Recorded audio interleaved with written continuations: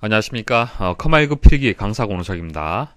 자, 2014년 2회 컴퓨터 일반 기출문제 풀이 시작을 하겠습니다.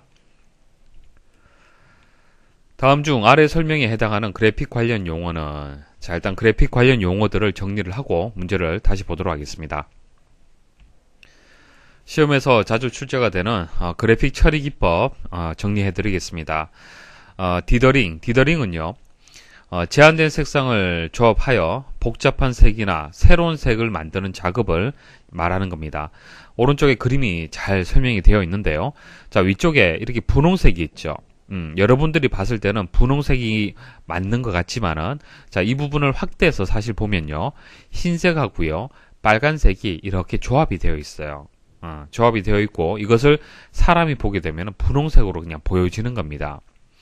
자, 이런 식으로 이제 처리하는 이유가 색상의 수를 줄여서 용량을 줄이고요, 제한된 색으로 다양한 색을 표현할 수가 있기 때문에 그런 겁니다. 그러니까 별도의 분홍색을 만드는 것이 아니라 기존에 있는 색, 흰색과 빨간색을 조합을 해서 새로운 색을 만드는 것이죠. 자, 그 다음 모델링은요, 물체의 형상을 컴퓨터 내부에서 3차원 그래픽으로 어떻게 표현할 것인지를 정하는 과정을 모델링이다, 그렇게 얘기를 하는 겁니다. 보통 3차원 모델링 그렇게 얘기를 하죠. 오른쪽 그림 보시면요, 이게 CAD라는 프로그램 이용을 해서 만든 건데요. 실질적으로 이제 현실 세계에 존재하는 모형을 컴퓨터로 표현을 하려면 어려울 수가 있잖아요, 그죠? 그것을 3차원 그래픽으로 표현을 해야 되는데, 그것을 모델링이다, 그렇게 얘기를 하는 겁니다. 그래서 3차원 모델링 그렇게 얘기를 하죠. 자, 그다음 렌더링은 3차원 애니메이션을 만드는 과정 중에 하나고요. 물체의 모형에 명암과 색상을 입혀서 사실감을 더해주는 작업이 되겠습니다. 그러니까 모델링만 해서는 이 물체에 대한 사실감이 좀 떨어지잖아요, 그죠? 그래서 명암하고 색상을 입히는 과정, 그게 렌더링이 되는 겁니다. 자, 모핑은요, 두 개의 이미지를 부드럽게 연결하여 변환, 통합하는 작업을 뜻하는 겁니다. 자, 사람의 얼굴이 한 장이 있습니다. 그 다음 고양이 얼굴 이미지 한 장 있어요. 그럼 이 두 장의 이미지를 가지고 중간 과정이 이렇게 변하게 만드는 거, 이것을 모핑이라고 얘기를 하는 겁니다. 인터레이싱, 이것은 전체 이미지가 처음에는 흐리게 보이다가 점점점 선명해지는 기법, 그것을 인터레이싱이라고 얘기를 합니다. 자, 이 문제에서는 3차원 그래픽을 어떻게 표현할 것이냐 라고 했기 때문에 모델링이 정답이 되겠습니다. 다음 중 멀티미디어와 관련된 비디오 데이터에 관한 설명으로 옳지 않은 것은, 이제 비디오 관련된 여러 가지 용어들이 나옵니다. 문제 보시면서 바로 정리를 하십시오. 자, 1번에 보시면 AVI는 고화질 동영상 압축을 위한 비표준 동영상 파일 형식으로 윈도우즈 미디어 플레이어로 재생이 가능하다. 자, 설명이 옳지 않은 것이 이제 1번이 정답이 됩니다. 자, AVI 시험에 자주 출제가 되는데요. 정리를 하겠습니다. 이것은 이제 고용량이고요, 고화질입니다. 용량이 크지만은 화질도 상당히 좋다는 얘기입니다. MS사에서 윈도우즈 표준 동영상 파일 형식으로 만든 겁니다. 표준이에요. 여기서 비표준이라고 얘기를 했는데 이 설명이 틀렸죠. 많은 압축 코덱들이 존재하기 때문에 다양한 방식으로 파일을 만들 수 있다, 변환을 할 수 있다, 그런 뜻이 되는 겁니다. 자, 코덱이라는 것은 여러분들 뭐 영화 같은 거 보실 때 코덱이 맞지 않을 경우에는 동영상이 재생이 제대로 안 되는 경우 분명히 있을 겁니다. 이제 코덱이 맞아야 되는데, 동영상을 만들 때 A라는 코덱을 이용을 했으면은 그 동영상을 재생을 할 때도 A라는 코덱이 있어야 됩니다. 그러니까 A라는 이 코덱 자체가 그 동영상을 압축하는 기술이에요. 압축하는 기술. 그래서 그 코덱이 맞아야 되고요. 여기서 얘기하는 것은 많은 이제 다양한 압축 코덱들이 존재하기 때문에 다양한 형식으로 만들 수가 있다, 그런 뜻이 되는 겁니다. 마이크로소프트사의 고유 포맷이기 때문에 다른 시스템, 맥킨토시라든지 유닉스 등에서는 그 시스템에 맞게 변환을 해야 된다. AVI 파일이 MS 계열의 프로그램에서는 쉽게 재생을 할 수가 있습니다. 하지만은 유닉스라든지 맥킨토시라든지 운영체제 자체가 다르죠. 자, 그 환경에서는 그게 맞도록 변환을 해야 된다라는 그런 뜻이 되겠습니다. 스트리밍 서비스는 안 됩니다. 스트리밍 서비스란 것은 여러분들 동영상 재생을 할 때 지금 보시는 이 동영상 있죠. 이게 스트리밍이 지원되는 겁니다. 이게 만일 뭐 1기가짜리 동영상이라면 이 1기가짜리를 다 다운로드를 받아서 재생을 하는 것이 아니라 다운로드 받으면서 바로 재생이 이루어지는 것이죠. 그게 스트리밍이 되겠습니다. 보통 방송 같은 경우에는 스트리밍 서비스가 당연히 돼야겠죠. 윈도우즈 미디어 플레이어 그리고 곰 플레이어 등 여러 프로그램으로 재생이 가능하다. 이건 뭐 당연한 얘기죠. 그래서 여기서 설명한 것이 비표준이라는 설명하고요. 윈도우즈 미디어 플레이어로만 재생이 가능하다. 그러니까 보기에서 뭐뭐만이라고 어떤 제한을 걸었을 때는 여러분들이 유심히 잘 보셔야 됩니다. 그래서 윈도우즈 미디어 플레이어만이라고 설명을 했기 때문에 틀렸어요. 이렇게 두 부분이 틀렸고요. 자, 그다음 엠팩은 동영상 전문가 그룹에서 제정한 동영상 압축 기술에 관한 국제 표준 규격이다. 맞습니다. 정리하십시오. 쭉 설명을 드릴 때 키워드 잘 보십시오. 자, 국제 표준 규격으로 동영상뿐만 아니라 오디오 데이터도 압축할 수 있다. 뭐 mp3라든지 뭐 이런 파일 확장자 보신 적 있으시죠? 자, 이게 엠팩의 다 같은 계통이라고 보시면 됩니다. 3번 ASF. 이것은 MS사에서 개발한 통합 멀티미디어 형식이고요. 용량이 작고, 자, AVI는 용량이 크잖아요. 그죠? 근데 ASF는 용량이 작고요. 음질이 뛰어나고요. 그래서 주로 이제 스트리밍 서비스를 하는 인터넷 방송국에서 주로 사용하는 포맷이 되겠습니다. 퀵타임 무비. 이거는 애플사에서 개발한 동영상 압축 기술이고요. 윈도우즈에서도 재생이 가능한 그런 특징을 가지고 있습니다. 자, 1번이 정답이 되겠습니다. 다음 중 보안을 위협하는 공격 형태의 하나인 도스 공격에 대한 설명으로 옳은 것은 자, 1번 특정한 시스템에서 보안이 제거되어 있는 통로를 지칭하는 말이다. 자, 이것은 백도어에 대한 설명이 되겠습니다. 그러니까 뭐 프로그램을 만들 때 프로그램을 하나 만들잖아요. 그죠? 그러면 정상적으로 접근을 하려면은 인증이라는 과정을 거쳐야 됩니다. 뭐 계정이 있어야 되고 그렇잖아요. 그죠? 관리자 계정이 있어야만 이 시스템에 접근을 할 수가 있잖아요. 근데 뒷문을 하나 만드는 거예요. 자, 이것은 인증 없이 바로 시스템에 접속을 할 수가 있는 겁니다. 그러니까 보안이 제거되어 있는 통로, 이것을 백도어라고 얘기를 합니다. 보통 이제 이 프로그램 만드는 개발자가 이것을 이제 납품하는 회사에 모르게 따로 이제 접근할 수 있도록 이렇게 만드는 경우가 있습니다. 자, 2번 시스템의 불법적인 행위를 수행하기 위해 다른 프로그램으로 위장하여 특정 프로그램을 침투시키는 행위이다. 그리스 신화 이제 트로이 목마 생각하시면 됩니다. 트로이 목마가 되고요. 자, 위장을 해서 이제 침투를 한다. 그런 뜻이 되는 겁니다. 자, 3번 시스템에 오버플로우를 일으켜 정상적인 서비스를 수행하지 못하도록 만드는 행위. 자, 이거 언론을 통해서 많이 들어보셨을 겁니다. 뭐 도스, 뭐 디도스, 뭐 거의 같은 뜻인데요. 여기 뭐 D가 하나 붙으면은 디스트리뷰트, 그러니까 분산의 의미가 붙어서 디도스라고 얘기를 하는데 뭐 거의 같은 뜻으로 보시면 됩니다. 그러니까 이런 거예요. 사이트가 하나 있으면은 만일 네이버란 사이트가 있다. 그럼 네이버란 사이트가 외부에서 접속을 해서 이렇게 이용을 하잖아요. 그죠? 그러면은 하루 동안에 이용할 수 있는 분명한 용량이 있을 겁니다. 그죠? 한계가 있을 거예요. 자, 그 한계를 넘어서도록 접속을 시켜버리는 거예요. 그러면은 오버플로우가 발생을 합니다. 넘쳐버리는 거예요. 더 이상은 정상적인 서비스가 안 되는 겁니다. 그 방법이 도스 공격 방법이 되는 거예요. 자, 특정 서버에 처리할 수 없을 정도로 대량의 접속 신호를 한꺼번에 보내 해당 서버가 마비되도록 하는 해킹 기법이다. 자, 4번 자기 스스로 복제함으로써 복제함으로써 시스템 부하를 일으켜 시스템을 다운시키는 프로그램을 말한다. 이것은 웜이라는 어떤 기법을 얘기를 하는 겁니다. 여기서는 3번이 정답이 되겠습니다.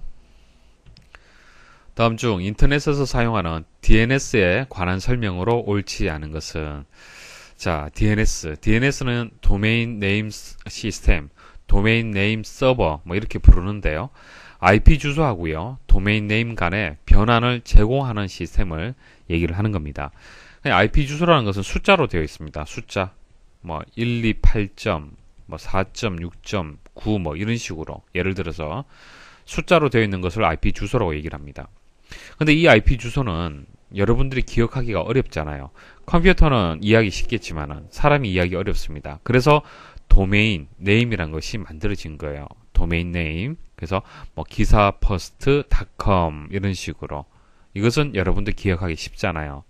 자, 그러면은 사람은 이렇게 이해하기 쉽지만 컴퓨터 내부적으로 처리를 하려면 IP로 바꿔줘야 됩니다. 이 바꾸는 작업, 이것을 누가 하느냐? 이게 DNS가 하는 역할이라는 얘기입니다. 아시겠죠? 자, 1번 보도록 하겠습니다. DNS는 도메인 네임 서버 또는 도메인 네임 시스템의 약자로 쓰인다. 맞습니다. 같은 뜻입니다. 문자로 만들어진 도메인 이름을 숫자로 된 IP 주소로 바꾸는 시스템이다. 맞습니다. DNS에서 모든 호스트들을 각 도메인별로 계층화시켜서 관리한다. 자, 여기서 키워드가 되는 것이 계층화인데요. 호스트는 뭐 컴퓨터다 그렇게 보시면 되고 이런 뜻입니다. 제가 개념을 말씀을 드리면은 우리가 이제 어떤 지역을 표현을 할 때 국가, 도, 시, 군, 면 이런 식으로 계층화를 시킬 수가 있죠.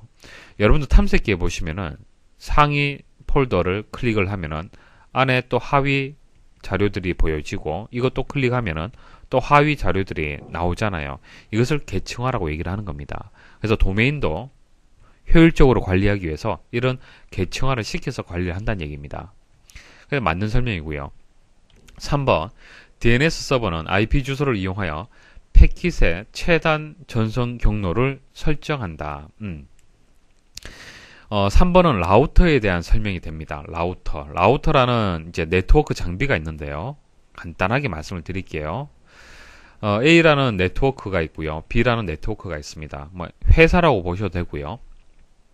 자, 그럼 A 네트워크에서 B 네트워크로 이렇게 접속을 하려고 하잖아요. 그죠?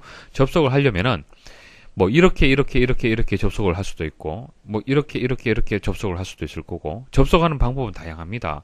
인터넷으로 모두 연결이 되어 있기 때문에 어떻게 접속을 하든 접속을 뭐 하는 방법이 수도 없이 많겠죠. 그죠? 자, 그런데 최단 경로가 그 계산할 필요가 있겠죠. 어떻게 하면 빠르게 접속을 할 수 있을까? 그것을 계산해서 접속하도록 도와주는 것이 라우터라는 게 있습니다. 라우터. 여기서 루트가 길을 뜻하는 거잖아요. 그죠? 길, 경로, 그런 뜻을 의미를 하는 겁니다. 그래서 라우터라는 것은 네트워크와 네트워크를 연결해주는 역할을 기본적으로 하고요. 그 다음, 최적의 경로를 설정해주는 역할을 또 해주고 있습니다. 그래서 3번에 대한 설명은 라우터에 대한 설명이 되겠습니다. 자, 그리고 여기서 패킷이라는 얘기가 있는데, 패킷은요, 여러분들 웹사이트에 이제 접속을 하게 되면은 웹사이트의 그 정보들이 여러분들 웹브라우저에 보여지게 되죠. 그럼 이 웹페이지가 한 장이 그대로 전송이 되느냐? 아닙니다. 이게 어떤 단위로 해서 쪼개져서 전송이 되는 거예요. 그 단위가 패킷이 되는 겁니다. 다음 중 인터넷 서버까지의 경로를 추적하는 명령어인 traceRT 실행 결과에 관한 설명으로 옳지 않은 것은 네트워크 관련된 도스 명령어 설명 좀 드리겠습니다. 일단 도스 명령어를 입력을 하려면요, 명령 프롬프트에서 이제 입력을 해야 됩니다. 명령 프롬프트 창을 보시려면은 여기 검색 상자에서 cmd라고 입력하고 엔터 입력하셔도 되고요. 자, 모든 프로그램에 가서 보조 프로그램 있죠. 여기서 명령 프롬프트를 실행을 하셔도 됩니다. traceRT라는 이 명령어는요, 경로를 추적하는 명령어가 되겠습니다. 합성어인데 trace는 이제 추적하다라는 의미가 있고, 자, 루트는 경로의 의미가 있죠. 그래서 RT가 이제 경로를 뜻하는 거고요. 그래서 경로를 추적한다라는 그런 명령어가 되는데요. 대상 위치의 경로를 확인하는 그런 이제 명령어가 되겠습니다. 그래서 아래쪽에 보시면은 traceRT에서 여기 IP 주소가 입력이 되었습니다. 이렇게 IP 주소를 입력을 하면요, 경로를 추적을 해요. 그러니까 여러분들 컴퓨터에서 이 IP 주소까지의 직접적으로 연결된 것은 아니죠. 여러 컴퓨터를 거쳐서 아마 연결이 되어 있을 겁니다. 그 과정들이 쭉 확인이 되는 겁니다. 확인이 돼요. 그래서 지정된 호스트에 도달할 때까지, 여기서 호스트는 IP 주소, 이 컴퓨터를 생각하시면 됩니다. 지정된 호스트에 도달할 때까지 통과하는 경로, 자, 이렇게 경로가 나오죠. 경로의 정보와 각 경로에서의 지연 시간, 자, 시간이 얼마만큼 걸리는지, 이것을 추적하는 명령어가 되겠습니다. netstate이라는 그 명령어는요, 활성된 TCP를 확인하는 그런 명령어가 되겠습니다. 현재 자신의 컴퓨터에 연결된 다른 컴퓨터의 IP 주소나 포트 정보를 확인을 할 수가 있어요. 뭐 자주 사용은 되지 않지만은 이런 의미를 가지고 있다는 정도 알고 계시면 됩니다. 그래서 요 명령어를 입력을 하잖아요. 입력을 하면은 자신의 컴퓨터에 연결되어 있는 다른 컴퓨터의 IP 주소하고 포트 번호가 확인이 되는 겁니다. 여기 보시면은 IP 주소, 포트 번호 이렇게 나오죠. 그러니까 콜론하고 이 부분이 IP 주소가 되고 뒷부분이 포트 번호가 되는 겁니다. 문제 다시 보죠.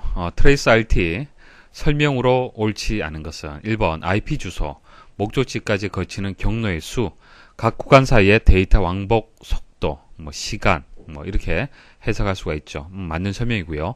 2번 특정 사이트가 열리지 않을 때 해당 서버가 문제인지 인터넷망이 문제인지 확인할 수가 있다. 자, A라는 컴퓨터에서 B라는 컴퓨터에 접속을 하니까 문제가 있다는 얘기죠. 그러면은 이 서버에 문제가 있는지 아니면 이 과정에서 인터넷망에 문제가 있는지 확인할 수 있다는 뜻이고요.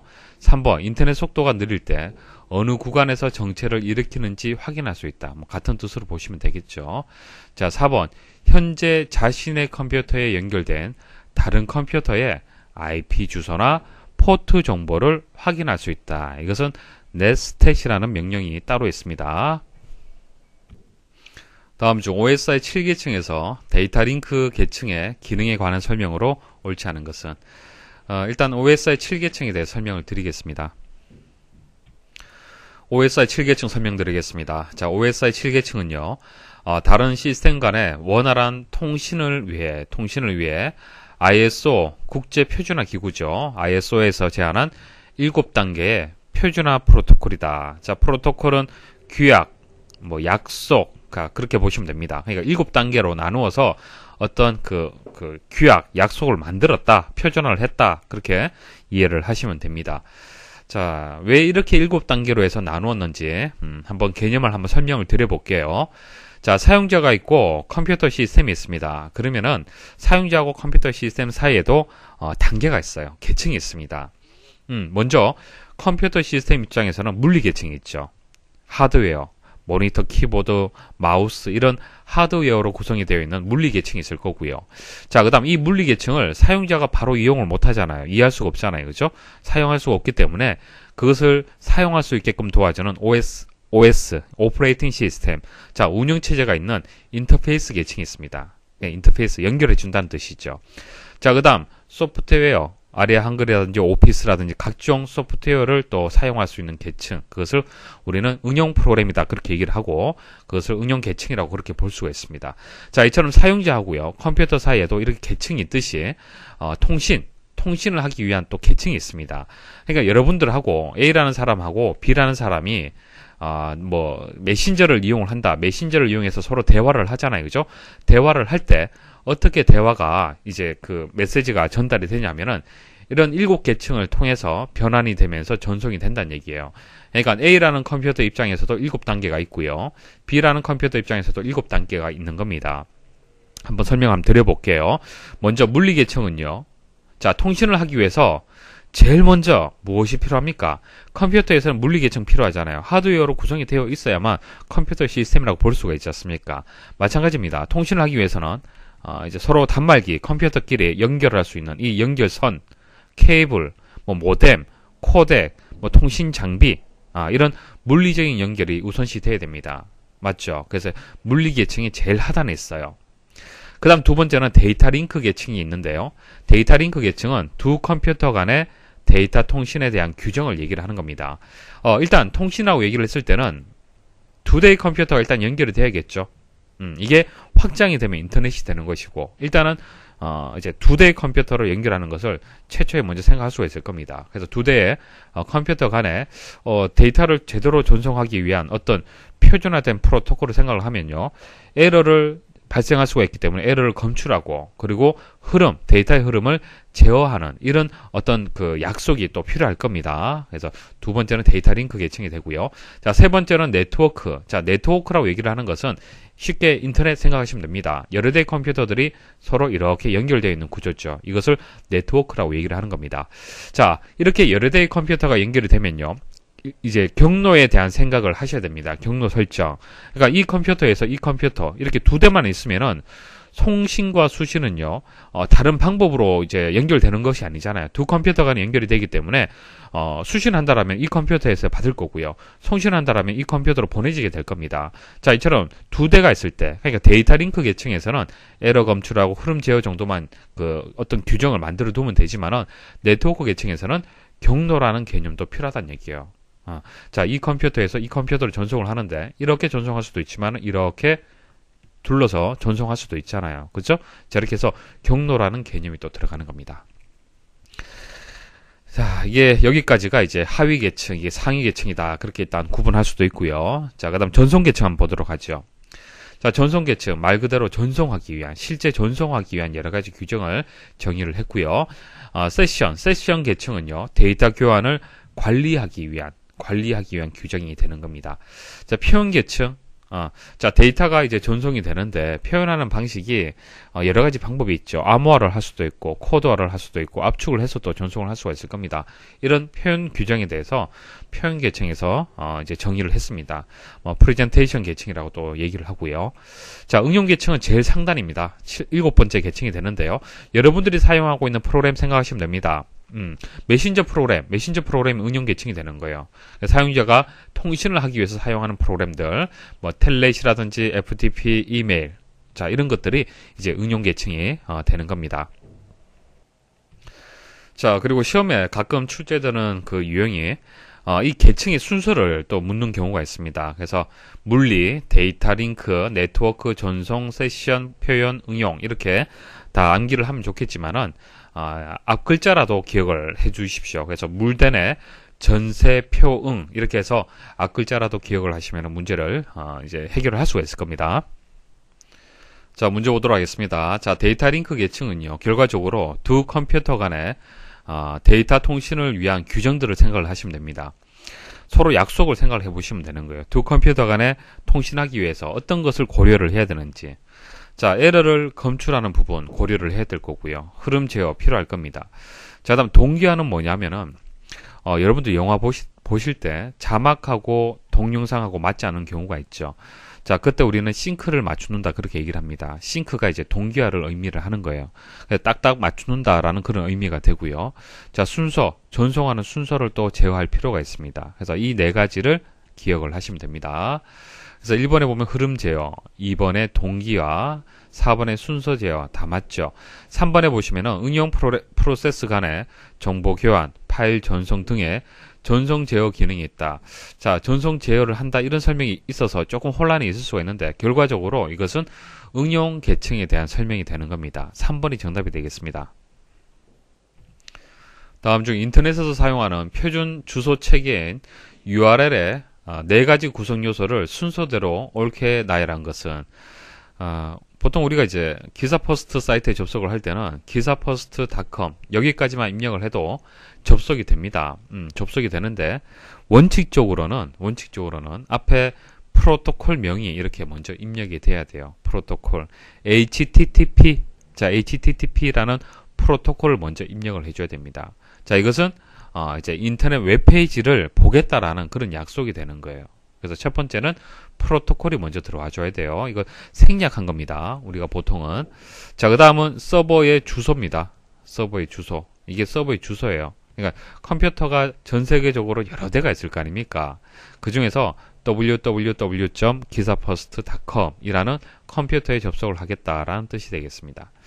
자, 그 다음 80번. 이건 포트 번호인데요. 포트 번호인데, 자, 이 컴퓨터에 포트가 여러 개가 있어요. 여러 개가 있는데, 그 중에서 이런 웹페이지를 보려면은 80번이라고 정해져 있습니다. 80번. 예, 웹페이지를 볼 때는 80번이 되는 거예요. www라는 이 서비스를 받기 위해서는 80번 포트, 80번의 그 길을 찾아서 들어가 줘야 되는 거예요. 하지만 이것도 생략을 해도 되는 겁니다. 자, 그 다음 이 컴퓨터 내에 여러 개의 파일과 폴더들이 있을 거 아닙니까? 그죠? 그 경로, 첫 번째 접속을 해서 읽어드릴 웹페이지의 경로를 또 입력을 해줘야 됩니다. 자, 그래서 첫 번째는 프로토콜, 그 다음 서버 주소, 포트 번호, 자, 파일 경로, 이런 순서가 되겠습니다. 다음 중 전송할 데이터의 양과 회선 사용 시간이 많을 때 효율적이며 중앙 컴퓨터와 터미널이 1대1로 연결되어 유지 보수가 쉬운 연결 방식은, 자, 1대1로 연결된다고 했으면 포인트 투 포인트 방식이 되는 겁니다. 자, 중앙에 이제 컴퓨터가 있고요. 자, 또 PC가 있다라고 보겠습니다. 뭐 터미널, 단말기, 뭐 PC, 컴퓨터 같은 뜻입니다. 자, 이게 1대1로 연결되어 있죠. 자, 이것도 1대1로 연결되어 있죠. 이런 식으로 연결되어 있는 구조. 자, 이렇게 연결이 되면은 이 회선을 독점적으로 이용할 수가 있잖아요. 그죠? 그래서 사용 시간이 많을 때 효율적인 방법이 되는 거고요. 그리고 데이터 양이 많을 때 좋잖아요. 그죠? 자, 나머지 중요한 거 정리 좀 해드릴게요. 클라이언트 서버라는 것은요, 정보를 제공하는 서버와 정보를 요구하는 클라이언트로 구성되는 것을 얘기를 하는 겁니다. 기사 퍼스트 사이트는 서버가 되고요. 여러분들은 클라이언트가 되는 거예요. 서버에 접속을 해서 동영상을 보시는 거잖아요. 그죠? 정보를 요구를 하는 입장, 여러분들이, 그리고 정보를 제공하는 입장이 서버가 되는 겁니다. 피어 투 피어, 이것은 모든 컴퓨터를 동등하게 연결하는 방식이 되는 겁니다. 금방 클라이언트 서버에서는 클라이언트의 컴퓨터, 서버 컴퓨터라고 명확하게 역할을 구분을 했죠. 자, 구분을 했는데 이것은 동등하게 연결을 했는 거예요. 동등하다. 자, 이 두 개의 컴퓨터는 동등하다. 그래서 이게 서버가 될 수도 있고 이게 클라이언트도 될 수가 있는 거예요. 그래서 어느 것이든 서버가 될 수 있으며 동시에 클라이언트도 될 수 있다라는 그런 연결 방식이 되겠습니다. 다음 중 컴퓨터의 소프트웨어 관련 용어에 대한 설명으로 옳지 않은 것은, 용어에 대해서 바로 그 문제풀이하면서 정리를 하셔야 됩니다. 1번에 쉐어웨어라는 것은 공개한다라는 그런 의미를 가지고 있습니다.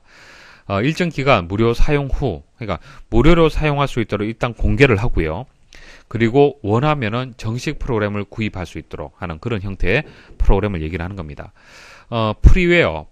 프리라는 건 공짜라는 얘기죠. 누구나 자유롭게 사용할 수 있는 프로그램으로 기간이라든지 기능에 대해서 제한이 없습니다. 자, 그리고 패치 프로그램. 자, 패치는 여러분들 운영체제, 그러니까 윈도우즈에서 매번 여러분들 종료한다든지 컴퓨터를 부팅을 할 때 업데이트를 하는 경우가 있죠. 자, 이미 제작하여 배포한 프로그램, 그러니까 윈도우즈가 될 겁니다. 자, 이런 윈도우즈에서 오류를 수정하거나 아니면 성능 향상을 위해서 프로그램의 일부 파일을 변경을 해주는 그런 프로그램을 패치 프로그램이라고 얘기를 하는 겁니다. 근데 여기서는 기능을 알리기 위해 일정 기간이나 기능에 제한을 두어 무료로 배포하는 프로그램이다, 이렇게 나왔잖아요. 설명이 틀렸죠. 이것은 데모 버전을 얘기를 하는 겁니다. 그래서 정식 버전을 홍보하기 위해서 일정 기간 동안 배포를 하는 겁니다. 그게 데모 버전이에요. 4번 베타 버전. 정식 프로그램을 발표하기 전에 프로그램의 문제 발견이나 기능 향상을 위해 무료로 배포하는 프로그램이다. 보통 게임 같은 경우에 정식으로 오픈하기 전에 베타 기간을 두죠. 베타 테스트를 합니다. 그래서 여기서는 3번이 정답이 되겠습니다. 다음 중 아래에서 설명하는 내용으로 옳은 것은 컴퓨터를 사용하기 위해 근본적으로 필요한 소프트웨어를 의미하며 여기에는 운영체제, 각종 언어의 컴파일러, 어셈블러, 라이브러리 프로그램 등이 있다. 자, 운영체제. 자, 운영체제를 예를 들었네요. 자, 운영체제는 시스템 소프트웨어가 되는 겁니다. 그래서 뭐 운영체제만 보고도 답을 선택을 할 수가 있는데, 자, 그래도 이론적인 부분 설명 좀 드리겠습니다. 뭐 소프트웨어의 분류를 세 가지로 한번 나누어서 말씀을 드려볼게요. 자, 시스템 소프트웨어는요, 시스템 전체를 작동시키는 프로그램을 얘기를 하는 겁니다. 윈도우즈가 없으면은, 자, 윈도우즈라는 이 프로그램이 없으면은 사람과 컴퓨터 간에 어떤 작동을 할 수 있는 방법이 없어요. 여러분들이 컴퓨터 물리적인 그 장치를 여러분들 마음대로 어떻게 그 내부적인 어떤 데이터의 저장과 설치 이런 개념들을 사람이 어떻게 할 수가 없잖아요. 그죠? 윈도우즈가 있기 때문에 마우스를 이용해서 쉽게 파일을 만들 수도 있고 저장을 할 수가 있는 겁니다. 그래서 이런 것들을 시스템 소프트웨어라고 얘기를 하는 겁니다. 그런데 운영체제뿐만 아니라 언어 번역 프로그램도 포함이 됩니다. 여기서 언어 번역 프로그램이란 것이 한국어를 영어로 바꾼다 그런 뜻이 아니고요. 사람이 이해하는 언어를 컴퓨터가 이해하는 1과 0 형태로 해서 바꿔주는 그런 것을 얘기를 하는 겁니다. 그래서 이런 것들이 다 시스템 소프트웨어의 종류가 되는 거고요. 뭐 컴파일러, 인터프리터, 연결 편집 프로그램, 프리프로세서 이런 것들이 언어 번역 프로그램의 뭐 한 종류다. 뭐 그렇게 여러분들 기억하시면 되겠습니다. 자, 그다음 응용 소프트웨어는 여러분들이 사용하는 이제 소프트웨어가 다 이제 응용 소프트웨어라고 보시면 됩니다. 사용자가 실제 업무를 처리할 수 있도록 개발된 프로그램이다. 그래서 뭐 아리아 한글, MS 오피스 이런 OA용, 그리고 통신, 뭐 그래픽, 뭐 포토샵 이런 것들이 있죠. 자, 멀티미디어, 윈도우 미디어 플레이어, 뭐 곰 플레이어 이런 것들 있죠. 자, 그다음 유틸리티, 뭐 압축을 하기 위한 뭐 알집 프로그램들, 뭐 디스크를 관리하기 위한 프로그램들, 그다음 백신, 바이러스 프로그램들 이런 것들이 우리는 유틸리티다 그렇게 얘기를 하죠.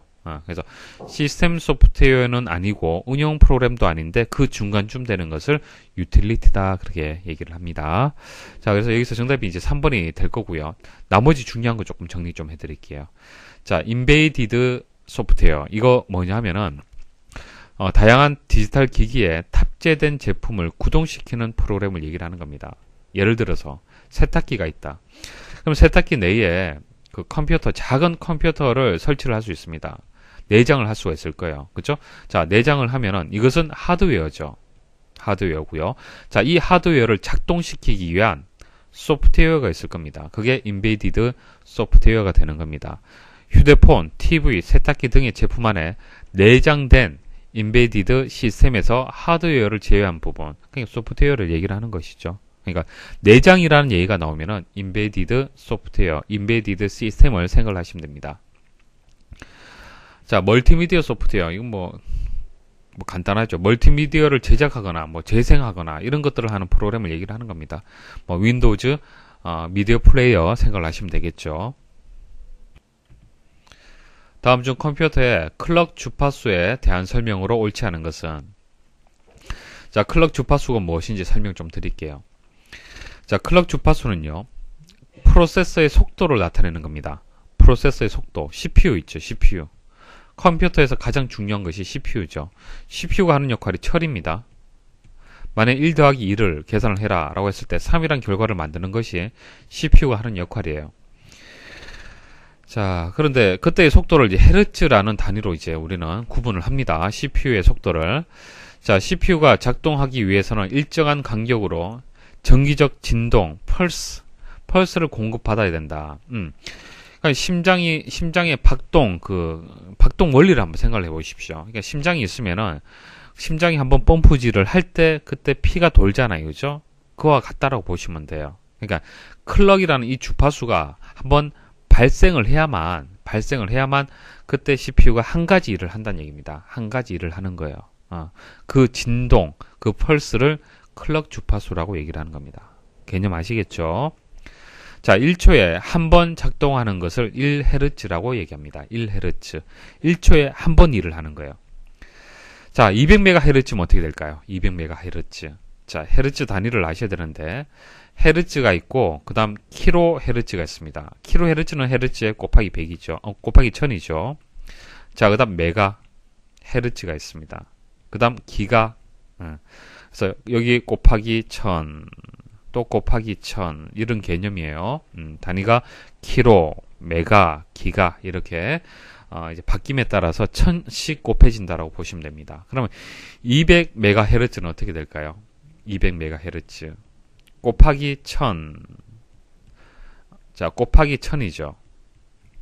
그래서 메가니까 킬로라면은 200kHz면은 1000을 곱해주면 되지만은 메가라고 했기 때문에 1000을 한 번 더 곱해줘야겠죠. 그래서 계산을 하면은 2억 번, 1초에 2억 번의 사이클, 2억 번의 클럭 주파수가 발생을 한다고 보시면 됩니다. 자, 1과 0의 디지털 신호. 컴퓨터는 1과 0밖에 몰라요. 1과 0. 근데 사실 1과 0이라는 숫자를 이해하는 것이 아니라 전류가 흐르느냐, 전류가 흐르지 않느냐라는 것으로 구분을 합니다. 전류가 on, 1이 되는 거고요. off, 0이 되는 겁니다.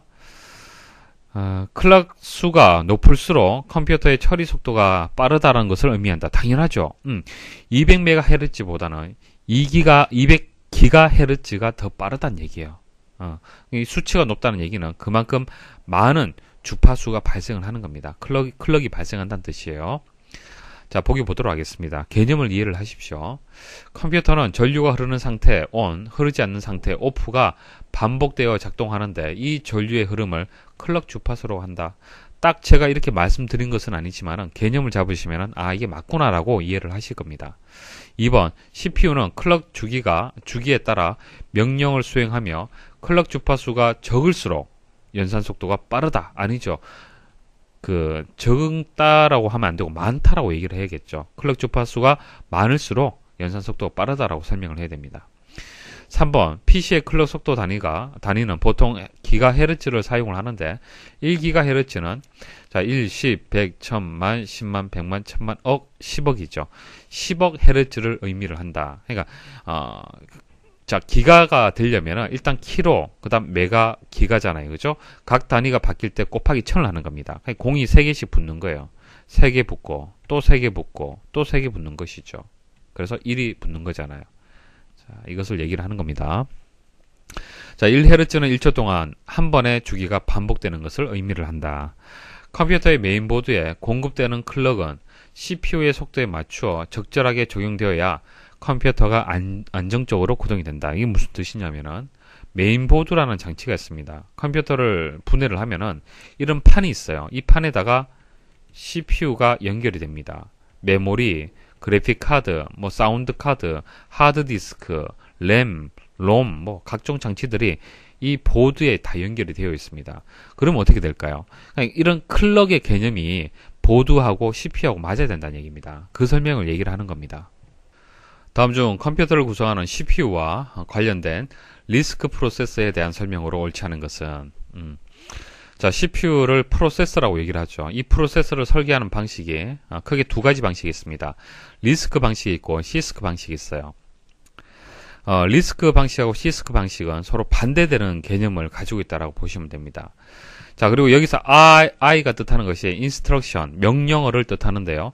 자, 여기서 R이 뜻하는 것은 이제 축소의 의미를 가지고 있습니다. 그리고 C가 뜻하는 것이 복잡하다는 의미를 가지고 있어요. 그래서 명령어가 축소가 되었다, 명령어가 복잡하다, 그렇게 일단 구분을 하시면 됩니다. 그래서 리스크 같은 경우에는 간단한 명령만 하드웨어에 준비가 되어 있는 컴퓨터다, 그렇게 이해를 하시면 되는데요. 아래쪽에 표를 한번 보십시오. 일단 리스크는요, 축소가 되었다, 간단하다, 그렇게 생각을 하시면 돼요. 그래서 좋다라고 생각을 하십시오. 그리고 시스크는 반대로 좋지 않다. 일단 그렇게 머리에 두시고 특징을 정리하시면요, 오래 기억을 할 수 있습니다. 자, 명령어는 금방 말씀드렸다시피 축소가 되었다고 했기 때문에 적어요. 리스크는. 그리고 전력 소모도 적습니다. 전력 소모가 적은 것이 좋은 거잖아요. 처리 속도 빨라요. 레지스터는 기억 장치입니다. 많을수록 좋겠죠. 자, 가격은 저가입니다. 좋죠. 용도는 워크스테이션. 자, 워크스테이션은 서버용 컴퓨터다라고 그렇게 보시면 됩니다. 조금 속도가 빠른, PC보다는 빠른 컴퓨터다, 그렇게 보시면 됩니다. 자, 다 좋은 얘기잖아요. 그죠? 자, 그리고 시스크 같은 경우에 반대예요. 반대. 자, 그렇게 해서 특징을 구분하시면 되고, 자, 근데 하나 다른 것은 프로그래밍을 하는 데 있어서 리스크는요, 명령어 수가 적기 때문에, 그러니까 여러분들이 영어를 하는데 단어를 적게 알고 있는 거예요. 그러면 어렵잖아요. 서로 대화하는데. 그죠? 그래서 프로그래밍은 복잡해요. 이게 단점이 되겠죠. 그 대신 시스크 같은 경우에는 간단하다. 그래서 명령어가 많기 때문에 간단하다, 그렇게 구분을 하시면 되겠습니다. 그래서 이 부분하고 이 부분하고 구분해서 조금 이해를 하셔야 돼요. 자, 그럼 보기 한번 보도록 하겠습니다. 시스크 프로세서에 비해 주소 지정 모드와 명령어의 종류가 적다. 지금 리스크에 대한 설명을 지금 얘기를 하는 겁니다. 자, 주소 지정 모드라는 것이 명령어하고 비슷한 의미다라고 그냥 그렇게 이해를 하십시오. 자, 그 다음 2번에 프로그래밍이 어려운 반면 처리 속도가 빠르다. 금방 말씀을 드렸고, 자, 고성능의 워크스테이션이나 그래픽용 컴퓨터에 많이 사용이 된다. 워크스테이션. 그러니까 워크스테이션도 마찬가지, 그래픽용 컴퓨터도 마찬가지. 성능이 좋아야겠죠. 3번에 보시면은 시스크 프로세서에 비해서 생산 가격이 비싸고 아니죠. 저가라고 얘기를 했고요. 소비 전력이 높다. 아니죠. 적다라고 얘기를 했습니다. 그래서 3번이 정답이 되겠습니다. 다음 중 보조기억장치인 SSD에 대한 설명으로 옳지 않은 것은 강의 중에 설명드린 적이 있습니다. 먼저 그림으로 이제 비교해서 설명을 드리면요. 보통 우리가 사용하는 것은 하드디스크죠. 자, 하드디스크는 물리적인 디스크를 고속으로 회전을 시켜서 읽어드리고 저장하는 그런 방식이 되겠습니다. 자, 근데 이렇게 하게 되면은 일단 속도가 일단 느린 단점이 있고요. 일단 무게도 많이 나가는 그런 단점이 있습니다. 그래서 개선한 것이 SSD라는 것이 있습니다. 자, Solid State Drive의 약자가 됩니다. 그러니까 꽉 찬 상태의 드라이브다, 그런 뜻이 되는데, 자, 무엇으로 꽉 차 있냐면은 플래시 메모리로 꽉 차 있습니다. 그러니까 이것은 어떤 자기 디스크를 이용하는 방식이 아니고요, 반도체를 이용하는 방식입니다. 그러니까 램과 같이 반도체를 이용하는 그런 방식이에요. 당연히 속도가 빠르겠죠. 그래서 속도는 빠르고 그 대신 좀 비싼 그런 단점을 가지고 있습니다. 그래서 속도가 빠르지만은 좀 고가인 그런 장치를 SSD다, 그렇게 얘기를 하는 겁니다. 자, 현재는 노트북에서 많이 이용을 하죠. 아무래도 무게가 좀 적게 나가기 때문에 경량화 그리고 소형화가 가능하기 때문에 노트북에서 주로 이용을 하고요. 데스크탑에서는 아직까지 하드디스크를 주로 이용을 하고 있습니다. 자, 옳지 않은 것을 한번 찾아볼게요. 자, 쭉 보시면 1번에 보시면은 속도가 빠르다. 자, 발열, 소음이 적다. 자, 당연히 이렇게 회전하는 물리적인 방식이 아니기 때문에 발열이라든지 소음은 적습니다. 그리고 소형화, 경량화 장점이 있습니다. 자, 그리고 2번에 보시면은 기억 매체로 플래시 메모리나 D램을 사용하나 D램은 제품의 규격이나 가격, 휘발성의 문제로 많이 사용하지 않는다. 그래서 결과적으로 플래시 메모리를 주로 많이 사용을 한다. 그렇게 기억을 하시면 되겠습니다. 자, HDD에 비해, 자, 하드디스크에 비해서 외부의 충격에 강하며, 자, 하드디스크는 충격이 약합니다. 아무래도 떨어뜨리게 되면은, 자, 여기, 고속으로 회전한 디스크에 어떤 문제가 발생할 수가 있고요. 액세스암, 자, 이것도 문제가 발생할 수가 있습니다. 자, 디스크가 아닌 메모리에 데이터를 기록하므로 배드 섹터가 발생하지 않는다. 자, 배드 섹터가 뭐냐면요. 자, 여기 데이터가 섹터에 저장이 되겠죠. 자, 이 섹터가 물리적인 어떤 문제가 발생을 해서 이 섹터를 못 쓰는 경우가 있습니다. 그것을 우리는 배드 섹터라고 얘기를 합니다. 근데 이것은 디스크의 그 방식으로 이제 그 기억을 하기 때문에 이런 배드 섹터가 발생을 하는 거고요. 이것은 이제 반도체 방식이 되는 거잖아요. 그죠? 배드 섹터가 없습니다.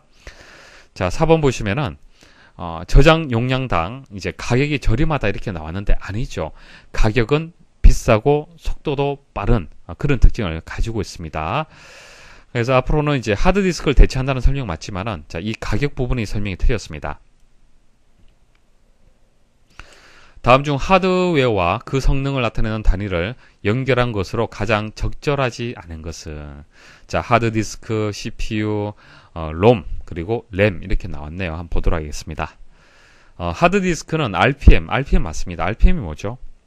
RPM은요, 분당 회전수를 뜻하는 거예요. 분당 회전수. 하드디스크가 회전하잖아요. 그죠? 회전하는 그 수, 당연히 중요하겠죠. 얼마만큼 고속으로 회전하냐에 따라서 성능을 판단할 수 있을 겁니다. 자, 플롭스라는 것은, 플로팅 포인트, 그러니까 부동소수점을 연산할 수 있는 횟수를 뜻하는 거예요. 초당, 플로팅 포인트, 그러니까 부동 소수점을 얼마만큼 연산을 할 수 있느냐, 그것을 얘기를 하는 겁니다. 그래서 CPU에서 속도를 나타내는 단위가 맞습니다. 자, MIPS도 맞습니다. MIPS는 100만 개의 이제 명령어를 처리하는 단위를 얘기를 하는 거예요. 그래서 1초당 100만 개의 명령어를 얼마만큼 처리할 수 있느냐 그것을 뜻하는 겁니다. 그래서 플롭스라든지 밉스라든지 이런 것들은 CPU하고 관련된 그 어떤 성능을 나타내는 단위가 맞습니다. 자, 그리고 3번에 보시면 배속 나와 있죠. 자, 배속은 데이터 전송 속도하고 연관해 있죠. 롬 8배속이냐 16배속이냐 이런 식으로 배속이 높을수록 당연히 속도가 빠릅니다.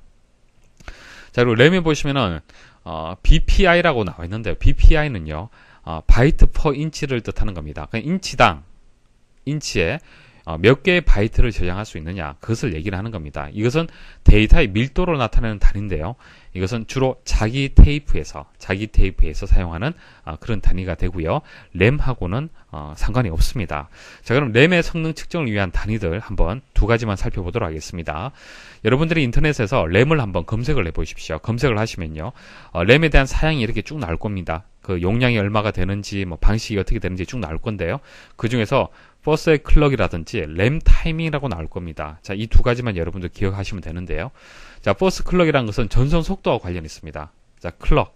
하나의 클럭이 발생할 때 어떤 하나의 명령을 처리를 하잖아요. 그죠? 그래서 클럭은 전송 속도와 관련이 있다. 그렇게 보시면 되고요. 램 타임이란 것은 CPU에서 받은 명령으로 데이터를 메모리에 보낼 때 필요한 클럭 수를 뜻하는 겁니다. 클럭 수. 그러니까 하나의 클럭당 하나의 작업을 처리를 하는데 CPU에서 받은 명령을 메모리까지 전달할 때까지 몇 개의 클럭이 필요하느냐 그것을 얘기를 하는 겁니다. 당연히 클럭 수가 적을수록 좋겠죠. 자, 여기 보시면은 CL6이라고 나와 있죠. CL은 램 타이밍을 뜻하는 거고요. 여기서 6이 뜻하는 것이 6개의 클럭이 필요하다라는 그런 뜻이 되는 겁니다. 그럼 데이터를 가지고 올 때 클럭이 6개가 필요한 그 정도의 성능을 뜻하는 거구나. 그렇게 판단을 할 수가 있는 겁니다. 다음 중 하드웨어를 추가하여 설치하는 방법에 대한 설명으로 옳지 않은 것은, 자, 하드웨어를 추가하고 제거하고 설명을 좀 드리겠습니다. 하드웨어 추가 제거 방법 말씀을 드리겠습니다. 여러분들이 사운드 카드를 하나 샀어요. 사운드 카드를 하나 사서 그것을 본체에 연결을 했습니다. 자, 본체에 연결하고요. 재부팅을 했어요. 부팅을 하니까 인식을 하더란 얘기입니다. 사운드 카드를. 그래서 인식을 했을 때는 문제가 되지 않아요. 자, 인식을 한다는 얘기는 플러그 앤 플레이가 지원이 된다는 얘기입니다. 그러니까 연결만 하면은 운영체제가 그것을 자동으로 인식을 한다는 얘기입니다. 그래서 하드웨어 장치를 추가할 때 운영체제가 이를 자동으로 인식하게 되면은 설치 및 환경 설정이 용이하게 되는 것이죠. 이것을 플러그 앤 플레이라고 얘기를 하는 겁니다. 그러니까 USB 메모리 연결할 때 따로 설치 작업 안 하잖아요. 여러분들이. 그죠? 그게 플러그 앤 플레이의 개념이 되는 겁니다. 그러니까 하드웨어를 추가를 할 때는 플러그 앤 플레이가, 그러니까 PNP가 지원이 되면은 자동 설치가 되는 거고요. 문제가 되는 것은 PNP가 지원되지 않는 하드웨어인 경우에는 여러분들이 어떤 단계를 거쳐서 작업을 해 주셔야 됩니다. 자, 제어판에 가시면요, 장치 관리자라고 있습니다. 자, 장치 관리자를 선택을 하시면요, 지금 현재 여러분들 컴퓨터에 설치가 되어 있는 하드웨어를 쭉 보실 수가 있습니다. 여기서 동작에 가서 레거시 하드웨어 추가가 있습니다. 클릭을 하면요, 하드웨어 추가 마법사 시작이라고 나옵니다. 그러니까 이 단계를 거쳐서 하드웨어를 추가를 해주시면 돼요. 자, 그럼 제거는 어떻게 하느냐? 선택하고요, 오른쪽 버튼 클릭을 해서 제거 선택을 하시면 됩니다. 자, 하드웨어를 추가하고 제거하는 방법 아시겠죠? 그리고 하드웨어를 이제 설치를 할 때, 드라이버를 설치를 해라. 드라이버를 필요로 하는 경우가 있습니다. 여러분들 하드웨어를 연결을 할 때, 보통 그 제품을 구매를 했을 때 CD가 보통 다 같이 동봉되어 있을 겁니다. 그 CD 안에 그 하드웨어에 대한 정보가 담겨져 있죠. 그게 드라이버가 되는 겁니다.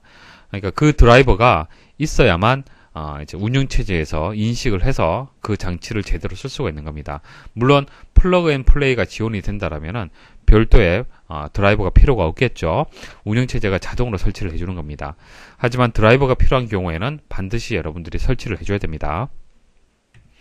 그리고 하나 주의할 점은요, 플러그 앤 플레이 기능을 지원하지 않는 장치의 설치는 불가능하다라고 보기에 나오는 경우가 있는데, 이거 맞지 않죠.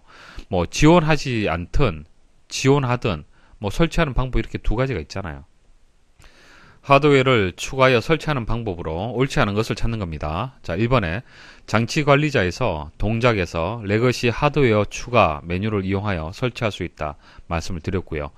하드웨어 추가 마법사를 이용하여 설치할 수 있다. 자, 이 메뉴를 선택을 하면은 하드웨어 추가 마법사가 실행이 되죠. 그래서 1번하고 2번은 플러그 앤 플레이가 지원되지 않는 하드웨어 설치 방법이 되겠습니다. 3번 플러그 앤 플레이가 지원되는 하드웨어를 장착을 하고요.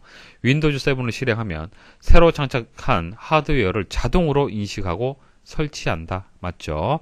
자, 4번 PS2 또는 직렬 포트를 통해 연결된 키보드와 마우스 등은 제어판에서 장치 및 프린터를 이용하여 설치할 수 있다라고 되어 있는데 없다라고 하는 게 맞습니다. 제어판에 보시면은 장치 및 프린터가 있습니다. 장치 및 프린터를 실행을 하면요, 현재 연결되어 있는 장치들이 이렇게 쭉 나옵니다. 근데 이 장치들이 모든 장치들이 이제 표시가 되는 것이 아니고요, USB라든지 무선으로 연결되어 있는 장치들이 표시가 되는 겁니다.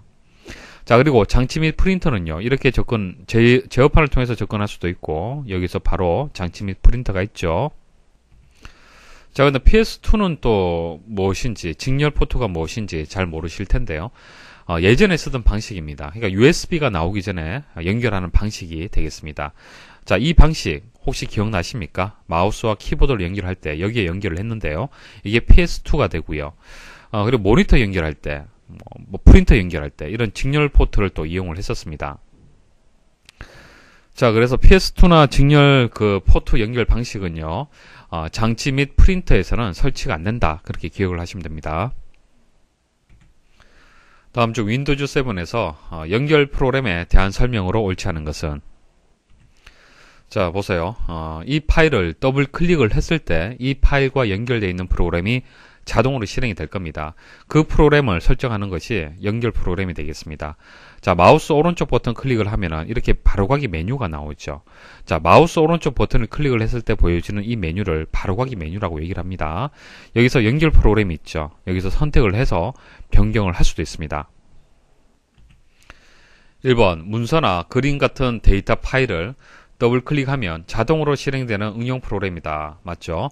데이터 파일의 바로가기 메뉴, 파일에서 마우스 오른쪽 버튼을 클릭을 했을 때 보여지는 메뉴를 얘기를 하는 겁니다.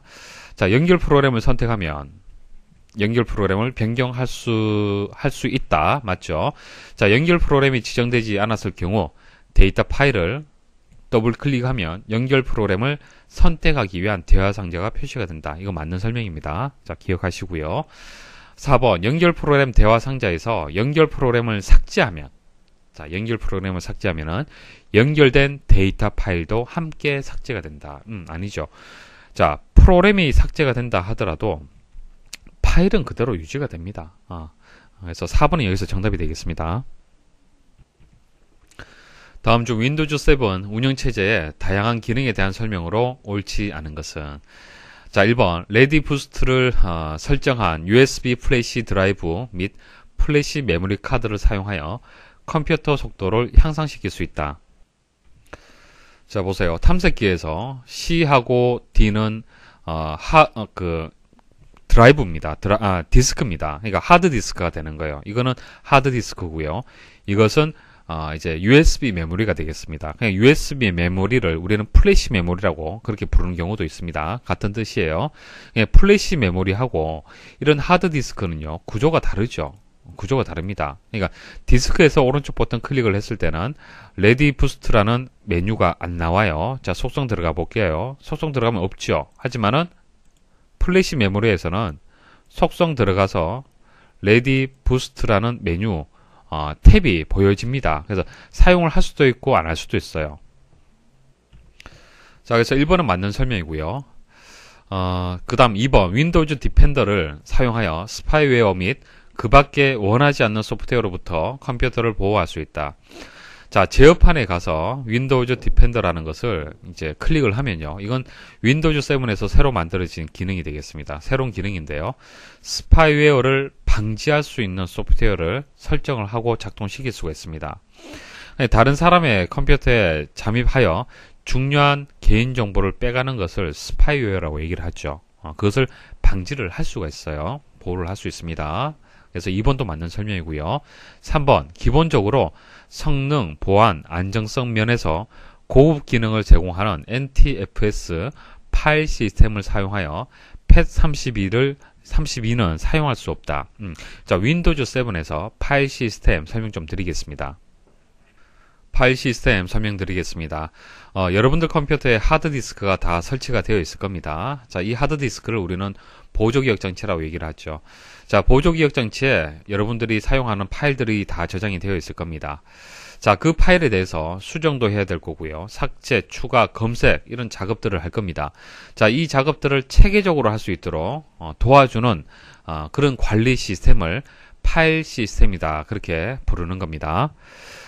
자, 그 파일 시스템의 종류가 크게 NTFS, FAT32, FAT 이렇게 세 가지가 있습니다. 자, 이거 확인하는 방법 먼저 한번 설명드려 볼게요. 해당 드라이버에서 오른쪽 버튼 클릭을 하고요. 포맷 가게 되면은 여기서 파일 시스템이라고 나와 있죠. 현재 NTFS로 되어 있습니다. 자, 그런데 FAT32라든지 FAT으로 바꿀 수도 있습니다. 포맷할 때 파일 시스템을 바꿔줄 수가 있어요. 자, 차이점을 말씀을 드릴게요. FAT하고 FAT32는 예전에 사용하던 운영체제에서 주로 이용을 했었습니다. NTFS는 지금 현재 여러분들이 다 이용을 한다라고 보시면 돼요. 그래서 모든 면에서 우수하다. 그렇게 기억을 하시면 됩니다. 보안, 안정성, 압축, 저장, 속도, 모든 면에서 우수한 방식이 되겠습니다. 그래서 NTFS를 주로 이용을 하고요. 물론 FAT32라든지 FAT, 자, 조금 전 보여드렸다시피 파일 시스템 바꿀 수 있습니다. 자, 그러면 차이점 어떤 것이 있는지 한번 보시면요. 최대 파티션, 자, 볼륨이라고 얘기를 하는데 최대 파티션의 크기가 다릅니다. 여기서 파티션이 뭐냐면은 여러분들 컴퓨터의 하드디스크는 보통 물리적으로 한 개죠. 한 개지만은 C 드라이브, D 드라이브 이런 식으로 이제 나누어서 사용을 할 겁니다. 효율적으로 이용하기 위해서. 그때 이렇게 나누는 것을 파티션이라고 얘기를 하는 겁니다. 자, 물리적인 하나의 디스크를 용량에 따라 여러 개의 논리적 하드디스크 드라이브로 분할하는 것을 파티션이라고 얘기하고요. 개념적으로 말씀을 드리면은 넓은 식당 공간이 있다라면은 이것을 통으로 쓰기보다는 이렇게 파티션을 나누어서 효율적으로 운영하는 그런 개념으로 보시면 되겠습니다. NTFS의 그 파티션의 크기는 256TB가 되겠습니다. 자, 테라바이트는 기가바이트 다음에 단위가 되겠습니다. 자, 2TB가 되고 2GB가 되겠습니다. 당연히 이게 더 크죠. 자, 최대 파일 크기는 FAT은 2GB 파일의 크기가, 그 다음 이건 4GB. 근데 NTFS는 딱 정해진 것이 아니라 볼륨의 크기, 파티션의 크기에 의해서 제한이 되는 겁니다. 자, 3번 읽어보겠습니다. 다시. 자, 기본적으로 성능 보안, 안정성 면에서 고급 기능을 제공하는 NTFS 파일 시스템을 사용하여 FAT32는 사용할 수 없다라고 되어 있는데 아닙니다. 물론 이것을 사용을 하지만은 FAT32도 포맷할 때 이제 사용할 수도 있습니다. 자, 점프 목록을 사용하여 다음에 작업할 파일을 빠르게 찾을 수 있다. 자, 점프 목록이 뭐냐면요. 여기 보시면은 이런 거 있죠. 이 버튼. 자, 요거 클릭하시면은 최근에 여러분들 작업했던 그 최근 항목들이 이렇게 보여집니다. 빠르게 찾을 수가 있다는 얘기예요. 자, 그래서 4번도 맞는 설명이죠. 3번이 정답이 되겠습니다. 다음 주 윈도우즈 7의 파일이나 폴더 검색에 대한 설명으로 옳지 않은 것은, 자, 파일 폴더 검색하는 방법을 좀 더 자세하게 말씀을 드리겠습니다. 자, 이번에 확실하게 정리를 해드리겠습니다. 파일하고 폴더를 이제 검색하는 방법에 대해서 말씀을 드릴게요. 일단 검색 상자에서 찾으려는 내용을 입력하면 자동으로 검색이 시작이 되죠. 자, 보여드리겠습니다. 자, 검색 상자가 여기 있죠. 자, 검색 상자에다가 예를 들어서 커말이다. 자, 이렇게 입력을 하게 되면은, 자, 문서는 어떤 것이 있고 파일에는 어떤 것이 있다라는 이런 내용들이 나옵니다. 그래서 검색 상자에 찾으려는 내용을 입력하면 자동으로 검색이 시작이 됩니다. 제가 엔터를 입력한 것이 아니라 검색어 키워드만 입력하면 자동으로 검색이 시작이 돼요. 자, 그다음 기본적으로 검색 상자에 입력한 내용이 포함된 파일이나 폴더 등을 검색하게 되고요. 내용 앞에 마이너스, 그러니까 대시를 붙이면 해당 내용이 포함되지 않은 폴더나 파일이나 폴더를 검색을 한다. 제가 조금 전 커말이라고 입력을 했는데, 자, 커말 앞에다가 마이너스를 한번 붙여볼게요. 자, 붙여보면 다시 검색 중이다 이렇게 메시지가 나오고요. 자, 커말이 빠져있는 그런 파일들, 폴더들만 이렇게 검색이 되는 겁니다. 만능 문자를 이용하여 파일 및 폴더를 검색할 수 있다. 자, 물음표하고 별표 이용하는 거 강의 중에 다 말씀을 드렸습니다. 자, 그 다음 데이터를 검색한 후 검색 기준을 저장할 수 있고, 저장된 검색 기준을 열면 해당 기준으로 데이터를 검색하여 표시한다. 검색 기준, 자주 검색하는 어떤 키워드들은, 어떤 기준들은 저장해두면은 다음에 쓰기 편하잖아요. 자, 커말이라고 입력을 했어요. 그죠? 여기에다가 자세한 결과 보기를 한번 클릭을 해 보십시오. 자, 이렇게 탐색기가 보여지죠? 탐색기가 보여지고요. 검색 저장이라는 메뉴가 또 보여집니다. 그래서 검색 저장을 누르게 되면은 다음에 그대로 이용을 할 수 있다는 얘기입니다. 자, 여기서 주의할 점을 말씀을 좀 드릴게요. 검색 상자가요. 검색 상자가 시작 메뉴, 금방 시작 메뉴에서 보여드렸죠. 시작 메뉴에도 검색 상자가 있고요. 윈도우즈 탐색기에도 검색 상자가 있습니다. 기능이 좀 달라요. 구분할 수 있어야 됩니다. 자, 먼저 시작 메뉴에 있는 검색 상자 보시면요. 파일이나 폴더뿐만 아니라 프로그램이나 제어판의 항목을 검색하여 바로 실행할 수 있다. 이렇게 설명이 나오죠. 자, 여기에다가 조금 전 우리가 커말이라고 해서 파일이나 폴더를 검색을 했는데 프로그램을 한번 검색을 해볼 거예요. 자, msconfig라는 프로그램이 있습니다. 자, 보시면 msconfig가 포함된 파일이라든지 여기 프로그램도 같이 검색이 되죠.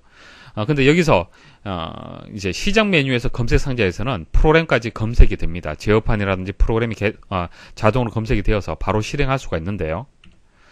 뒤에 설명드릴 윈도우즈 탐색기에 있는 검색 상자에서는 검색을 할 수가 없습니다. 보세요.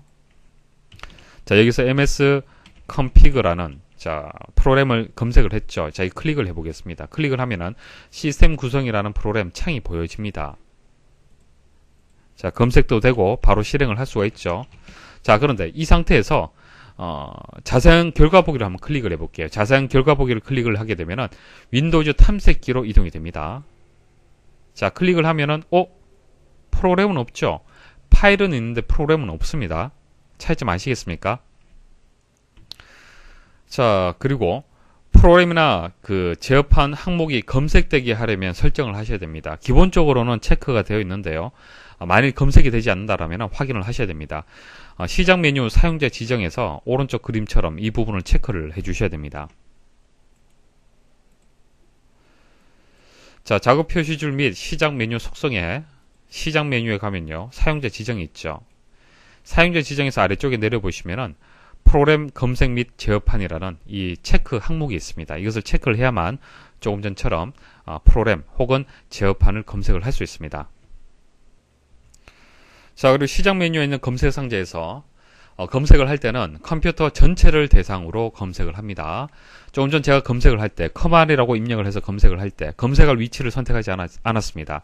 그렇지만 윈도우즈 탐색기, 자, 윈도우즈 탐색기 같은 경우에는 왼쪽에 보면은 뭐 바탕 화면이라든지 뭐 다운로드 폴더라든지 이런 식으로 선택을 할 수 있게끔 되어 있습니다.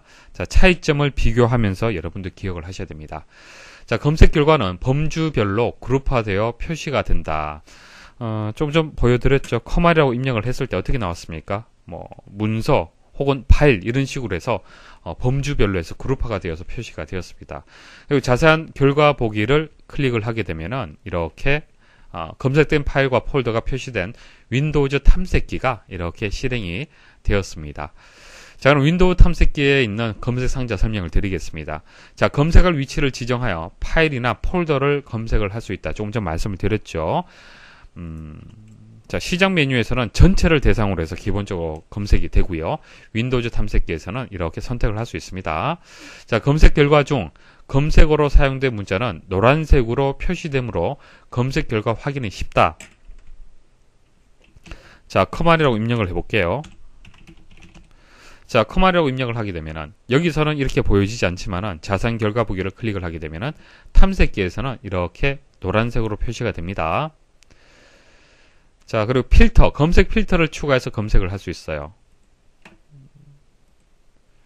자, 여기 보시면 검색 필터 추가가 있죠. 종류라든지 수정한 날짜라든지 유형, 크기를 좀 세세 항목을 검색 필터로 추가할 수 있습니다. 그러니까 커말이라고만 입력을 하게 되면 너무 많은 데이터가 검색이 되잖아요. 그죠? 그래서 최근에 수정한 파일 중에서 커말이라고 되어 있는 것을 찾고 싶다. 그러면 수정한 날짜를 검색 필터에 추가를 해주면 되겠죠. 자, F3번이나 컨트롤 F를 누르면은 검색 상자로 이동을 합니다. 단축키가 되겠습니다. 자, 옳지 않은 것을 찾아보겠습니다. 자, 1번 시작 메뉴의 검색 상자를 사용하면 색인된 파일만 검색 결과에 나타나며 컴퓨터의 일반적인 파일들은 대부분 색인이 구성되어 있다. 자, 색인이라는 것은요, 빨리 찾기 위해서 미리 만들어둔 어떤 표라고 보시면 됩니다. 자, 우리 책에 보면은 그 색인이 다 붙어 있잖아요. 그죠? 키워드를 기준해서 몇 페이지에 있는지 찾을 수 있도록 되어 있습니다. 그것처럼 컴퓨터는 검색을 빨리 하기 위해서 색인이 미리 되어 있습니다. 자, 2번 검색 상자에서 내용 앞에 마이너스를 붙이면, 그러니까 대시를 붙이면 해당 내용이 포함되지 않은 파일이나 폴더를 검색할 수 있다. 자, 포함되지 않은 데이터를 검색한 후 검색 기준을 저장할 수 있고, 자, 저장된 검색을 열기만 하면 원래 검색과 일치한 최신 파일이 나타난다. 그대로 이용할 수 있다는 얘기고요. 자, 시작 메뉴의 검색 상자에서 검색 필터를 사용하여 파일을 검색할 수 있다. 자, 차이점을 아셔야 됩니다. 시작 메뉴에서 검색했을 때 하고, 자, 윈도우즈 탐색기에서 검색했을 때 하고 차이점을 아셔야 됩니다. 윈도우즈 탐색기에서는 필터가 있죠. 필터 기능이 있는데 시작 메뉴는 없습니다. 그래서 4번이 정답이 되겠습니다. 다음 중 원격 데스크톱 사용할 때 네트워크 연결이 잘 안 될 경우 원인을 찾는 방법으로 가장 적절하지 않는 것은, 자, 원격 데스크톱이 뭐냐면요, 원격 컴퓨터를 내 컴퓨터인 것처럼 사용하는 프로그램을 얘기하는 겁니다. 자, A라는 컴퓨터가 있고 B라는 컴퓨터가 있어요. 자, 이게 네트워크로 연결되어 있겠죠. 그러면 A라는 컴퓨터에서 B라는 컴퓨터에 원격 데스크톱 연결을 하게 되면은 마치 내 컴퓨터인 것처럼 여러분들이 마음대로 이용을 할 수가 있는 겁니다. 자, 실행하는 방법은요, 자, 모든 프로그램에 가서, 자, 보조 프로그램에 가서 여기서 원격 데스크톱 연결을 클릭을 합니다. 그리고 상대방 원격 컴퓨터의 주소를 여기 입력하고 연결 버튼 누르시면 돼요. 자, 그럼 문제에서 나온 것처럼 네트워크 연결이 잘 안 될 경우, 자, 그 원인을 찾으려면 어떻게 찾겠습니까? 자, 이 네트워크로 연결이 되어 있기 때문에 네트워크와 관련된 내용들을 점검할 필요가 있겠죠. 이해하시겠습니까? 자, 그렇게 접근을 하셔야 돼요. 자, 1번 방화벽과 같은 외부적인 요인을 확인한다. 방화벽이 뭡니까? 불법으로 접근하는 것을 차단하는 시스템이죠. 그러니까 내 컴퓨터에 방화벽을 치게 되면 외부에서 함부로 접근을 못하는 거예요. 자, 원격 데스크톱하고 관련 있죠. 만일 상대방 컴퓨터에 방화벽을 설치를 해버리면, 차단해버리면 여러분들이 접근을 못하는 겁니다. 확인할 필요가 있겠죠. 그 다음 원격 데스크톱 연결 설정을 확인한다. 이거 맞는 얘기 같죠? 자, 이것은 제어판에서 시스템에 가게 되면은 원격 설정이라고 있습니다. 원격 설정 여기서 확인할 수가 있고요. 자, 그 다음 3번에 핑과 같은 도스 명령어를 이용한다. 자, 핑은요, 자세한 것은 다음에 또 다시 말씀을 드리겠습니다. 명령 프롬프트 창에서 핑해서 원격 대상 주소를 입력을 하고요. 엔터 딱 치게 되면은 원격 대상의 정상 작동을 확인할 수 있습니다. 그러니까 정상적이냐 아니냐를 확인할 수 있어요. 핑이란 명령어가. 아시겠죠? 그래서 네트워크 연결을 확인하는 방법이 맞습니다. 자, 그런데 4번이 명확하게 틀렸죠. 보십시오. 자, 윈도우즈 탐색기에 폴더 옵션에서 기본값 복원. 자, 어찌됐든 이게 무슨 얘기예요? 폴더하고 관련된 내용이잖아요. 설정 내용이 되는 거지 않습니까? 자, 이것은 네트워크하고 관련된 내용인데 전혀 엉뚱한 얘기를 하는 겁니다. 그래서 여기서는 4번이 정답이 되겠습니다. 다음 중 윈도우즈 7에서 사용하는 바로가기 키에 대한 설명으로 옳지 않은 것은, 자, 이 바로가기 키가 암기를 할 수밖에 없어요. 근데 무작정 암기하시기보다도 평소에 많이 사용하는 방법이 가장 좋습니다. 자, 시험에 자주 출제되는 바로가기 키 정리해 드리겠습니다. 이거 평소에 연습을 많이 하셔야 됩니다. 다 암기하기는 좀 어렵잖아요. 그죠? 그래서 연습을 해서 여러분들이 기억할 수 있도록 그렇게 부탁을 드리겠습니다. 가장 기본적인 단축키부터 보도록 하겠습니다. 자, 컨트롤 C. 자, 컨트롤 C 가장 많이 이용을 하죠. 복사하기죠. 복사하기. C 생각하시면 되겠죠. 그 다음 컨트롤 V. 자, 컨트롤 C 다음에 컨트롤 V 보통 붙여넣기 많이 하지 않습니까? 컨트롤 C, 컨트롤 V 가장 많이 이용을 하죠. 자, 컨트롤 X는 복사가 아니고 잘라내기죠. 잘라내기. 가위 기억하시면 되고요. 컨트롤 Z는 뭡니까? 현재 실행한 것을 취소할 때 Z를 0, 숫자 0으로 생각해서 취소 연상하시면 되겠습니다. 그리고 딜리트는 삭제가 되고 Shift 키를 누른 상태에서 딜리트 키를 누르게 되면 영구 삭제예요. 자, 딜리트 키를 누른다는 것은 현재 파일이 휴지통으로 이동이 된다는 뜻이고 이거를 복원할 수 있다는 얘기죠. 복원할 수 있습니다. 하지만 Shift 키를 누르고 딜리트 키를 누르게 되면 휴지통으로 이동되는 것이 아니라 완전히 삭제가 되어서 복원할 수가 없습니다. 자, 그리고 키보드에서 프린트 스크린 있죠. 프린트 스크린. 프린트 스크린을 누르게 되면 화면 전체가 이제 캡처가 됩니다. 키보드에 따라서 PRT-SCN 이라고 되어 있는 버튼이 있습니다. 프린트 스크린이 되겠습니다. 그리고 Alt 키를 누르고 프린트 스크린을 누르게 되면은 현재 활성화된 창만 캡처가 돼요. 그러니까 여러분들이 작업을 여러 가지를 하고 있는데 이제 아리아 한글 프로그램 작업을 하고 있다. 이게 활성화되어 있다라고 하면은 Alt 키를 누르고 프린트 스크린 누르게 되면은 이 창만 캡처가 된다는 얘기입니다. 컨트롤 A는 뭐 전체를 선택하는 거 되고요. 자, 그다음 마우스를 이용을 해서 컨트롤 키를 누르고요. 자, 파일이 하나 있어요. 바탕화면에. 자, 이 파일을 마우스로 선택을 하는데 컨트롤 키를 누르고 쭉 드래그를 했어요. 자, 그럼 어떻게 되냐면은 복사가 됩니다.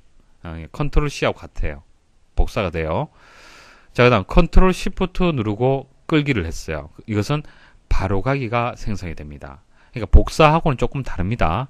바로가기 아이콘이 생성이 돼요. 한번 여러분들 해보십시오. 자, 그 다음 F1번은 뭡니까? F1번 누르면 도움말이 보여지게 되고요. 그러니까 현재 활성화된 프로그램, 뭐 아리아 한글이라면 아리아 한글의 도움말이 보여지게 되고, F2번은 이름을 변경한다. 자, 파일을 하나 선택을 해서 이 선택된 상태에서 F2번 누르게 되면은 이름을 변경할 수 있도록 이렇게 이제 바뀌게 됩니다. 자, F3번은 검색, F5번은 까마귀 오자 기억하십시오. 세로 고침이죠. 자, 윈도우 키. 키보드에 보면 왼쪽에 하단에 윈도우 키가 있을 겁니다. 자, 이 윈도우 키를 누르게 되면 시작 메뉴가 보여지게 됩니다. 자, 눌러보겠습니다. 자, 시작 메뉴가 보여지게 되고요. 자, 윈도우 키하고 M하고 같이 눌러주면요. 열려있는 모든 창이 최소화가 됩니다. 최소화. 자, 윈도우 키하고 E 누르면 탐색기가 실행이 돼요. 탐색기가 익스플로러지 않습니까? 자, 그 다음 윈도우 키하고 F 파인드 검색. 자, 윈도우 키하고 R 이것은 실행 대화 상자가 보여집니다. 윈도우 키하고 F1번 자, 도움말 윈도우즈 도움말이 보여지게 되고요. 자, Alt F4번 Alt하고 F4번 누르게 되면 활성화된 창이 닫히게 됩니다. 보통 닫을 때는 자, 창의 오른쪽 상단에 있는 X표를 누르잖아요. 그죠? 그와 같습니다. Alt Enter는 선택한 항목의 속성을 볼 수가 있습니다. 자, 선택을 했죠? Alt Enter 한번 눌러볼게요. 속성창이 이렇게 보여지는 겁니다. 그러니까 마우스 오른쪽 버튼 클릭을 해서 속성 눌렀을 때하고 동일하죠. 자, Alt 탭 하고요. Alt ESC. 현재 실행 중인 프로그램들 간의 작업을 전환하는 그런 단축키인데 직접 보여드리겠습니다. 자, 키보드에서 Alt 키를 누르고요. 그리고 Alt 탭. Alt는 눌러져 있는 상태에서 탭 키 한번 눌러보십시오. 자, 탭 키는 눌렀다 뗐다 한번 해보십시오. 자, 눌렀다 뗐다 하게 되면은 이렇게 작업을 전환할 수가 있어요. 이해하시겠습니까? 그래서 가운데에 또 작업을 전환할 수 있는 창이 이렇게 보여지게 되죠. 그래서 Alt 탭을 누르게 되면은 현재 실행되고 있는 작업들 간에 이렇게 전환을 할 수가 있습니다. 자, 그리고 Alt ESC 한번 눌러보세요. Alt 키는 눌려져 있는 상태에서 ESC만 눌렀다 뗐다 한번 해보십시오. 현재 실행되고 있는 작업 간에 이렇게 전환이 이루어지죠. Alt 탭하고 차이점 뭐예요? Alt 탭은 중간에 전환하는 창이 보여지면서 전환이 되는 것이고 Alt ESC는 바로 프로그램이 이렇게 전환이 되는 겁니다. 그래서 Alt 탭은 목록을 화면 중앙에 나타낸다라는 특징이 있습니다. 차이점이죠. 자, Ctrl ESC. Ctrl ESC는 윈도우 키 눌렀을 때 시작 메뉴 보여지듯이 같습니다. 자, Alt하고 스페이스바. 자, 활성 창에 바로가기 메뉴가 열린다. 자, 이 상태에서 Alt하고 스페이스바 한번 눌러보십시오. 그럼 어떻게 됩니까? 바로가기 메뉴가 이렇게 보여지게 되는 겁니다. 자, 바로가기 키에 대한 설명으로 옳지 않은 것을 찾는 겁니다. 자, 1번 보시면은 열린 항목 간의 전환. 자, 항목 간의 전환하는 것은 Alt 탭이나 Alt ESC를 눌러야겠죠. 그래서 1번이 정답이 되는 겁니다. Alt F4번. Alt F4번은 사용 중인 항목을 닫기, 그리고 실행 중인 프로그램을 끝낸다.